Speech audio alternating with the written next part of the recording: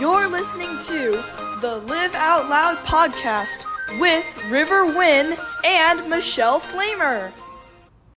Hey friends, welcome back to Live Out Loud.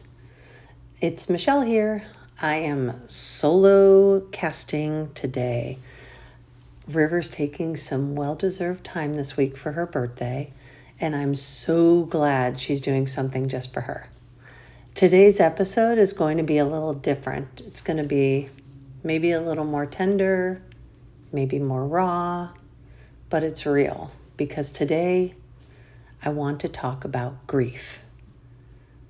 Grief from loss, grief from divorce, and how spirituality, however it shows up for you, can hold us when it feels like the ground has dropped out from beneath us.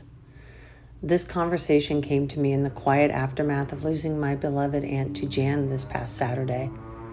She was the one who took me to see my very first movie, Charlotte's Web, with my cousin Valerie at the time.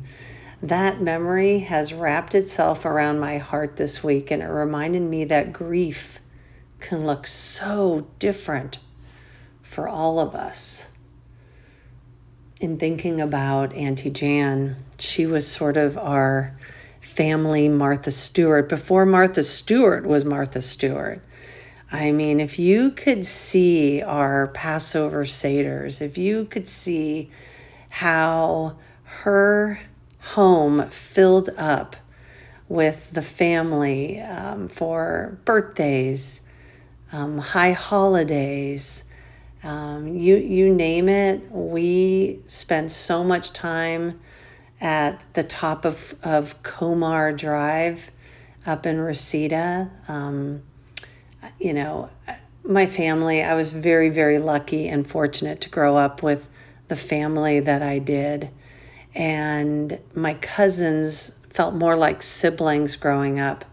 And hearing about Auntie Jan passing away this past Saturday for us has shook us a little bit. Even though you know that they're getting older, even though you know at some point they're not going to be here any longer, you still can't prepare yourself for when you get that call. So I'm big shout out to my Uncle Bob, her husband, my dad's brother. And as much as I hate the reasoning that I'm going into LA this week, I am in love with my family. So I'm looking forward to being around everybody, paying our respects, and, getting to hug each other. Really, really just getting to show up for my Uncle Bob and show him support. I'm bringing the kid with me because I find that this will be her first formal memorial service. And I think at 13, it's really important to teach kids about grief and how it can look to different people, but also what a service represents. It's for the living. My Auntie Jan would not want us to just be moping around. She will want us to be laughing, regaling each other with stories. And the woman was full of life and love. And we were all so fortunate to have her as long as we had her. So, I've been thinking a lot about what it means to grieve someone who helped shape the softest parts of you. Auntie Jan wasn't just family. She was safety. She was warmth. She was love without conditions. And when someone like that leaves the world, it feels like the air changes. Grief doesn't always look like tears. Sometimes it's the heaviness in your chest when a memory catches you off guard. Sometimes it's the ache when you instinctively think to call them and then remember you can't.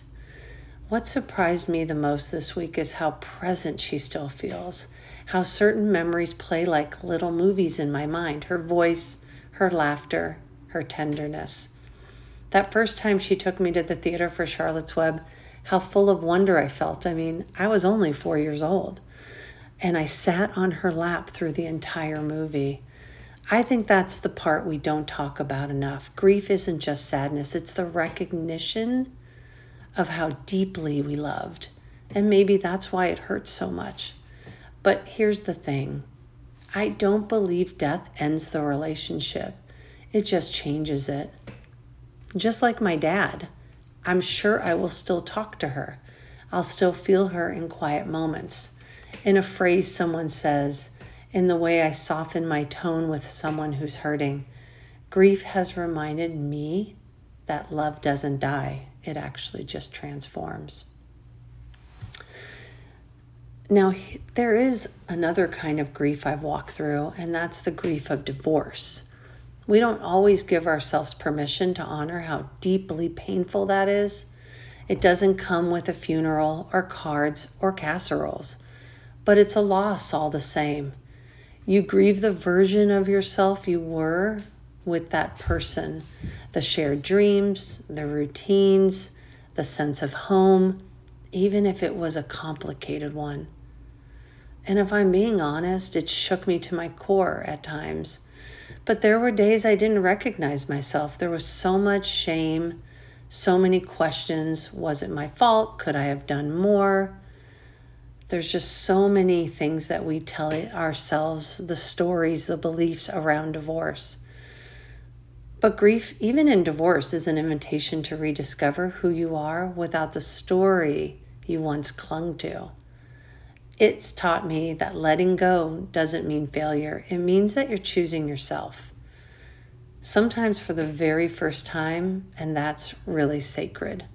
I know you guys have heard me talk about this before, but I wouldn't be who I am today had I not gotten the divorce.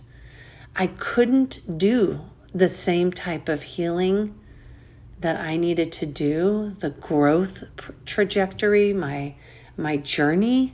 I couldn't have done all that in the house where it didn't feel safe, for both of us. So I think it's interesting how grief can show up in so many different ways. Here's the part where grief and spirituality start to intertwine. Because when we're cracked open by loss, we begin to see life differently. We ask deeper questions. We notice things we used to rush past. Spirituality for me these last 3 years isn't about doctrine or dogma. It's about presence, connection, stillness. Sometimes it's lighting a candle and whispering a name into the quiet. Sometimes it's believing that our loved ones send us signs through a song, a feather, a hummingbird that lingers just a little too long. I see some of you. I know these are critical signs sometimes that we need to keep us going. Might be an angel number. With Auntie Jan, I've felt her in some of these moments over the last few days that just don't make logical sense. But they do make emotional sense, and that's enough for me. Grief has also brought me closer to grace, to understanding that I don't have to be okay right away, that healing isn't linear, that love keeps expanding even when the person is no longer physically there. It's reminded me that spirituality isn't about having answers. It's about having a practice of listening to ourselves, to our hearts, to the quiet echoes of those we've loved. So if you're walking through grief right now, whatever form it takes, I want you to hear this. You're not broken. You're not too much. You're not alone.